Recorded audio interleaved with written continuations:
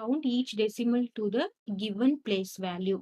So first one என்ன கொடுத்திருக்காங்க 5.992 to 10th place. இதுல 10th place என்னது அப்படின்னு பார்த்தோம்னா இது என்னது ones, இது என்னது tenths, TENTHS, இதுதான் tenths.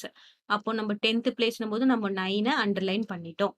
கிளியர். அதுக்கப்புறம் இருக்கிற நம்பரை நம்ம பார்க்க போறோம். அதுக்கப்புறம் இருக்க என்ன நம்பர் இருக்கு? 9 இருக்கு. இப்போ 9 இஸ் கிரேட்டர் தென் 5. அப்போ கிரேட்டர் தென் 5னா நம்ம என்ன பண்ணிருக்கணும்?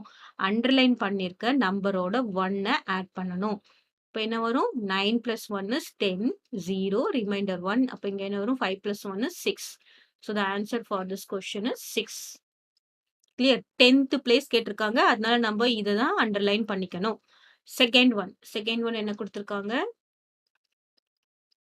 21.805 to the 100th place. இதுல 100th place எது பாத்தீங்கன்னா 0 is the 100th place.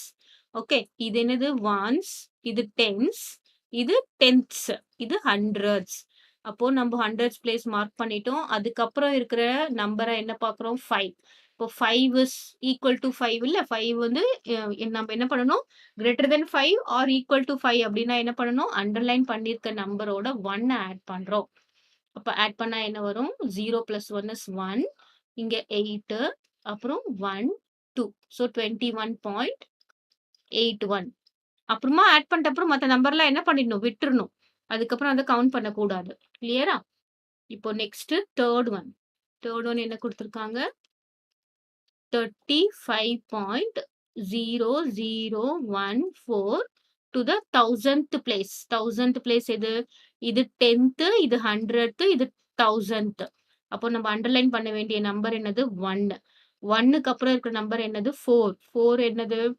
4 is less than 5. அப்போ அதை நம்ம என்ன பண்ணிடணும்? அப்படியே ரிஜெக்ட் பண்ணிடணும். பண்ணிட்டு நம்ம ஆன்சர் என்னன்னு பார்த்தீங்கன்னா 35.001 is your answer. Clear?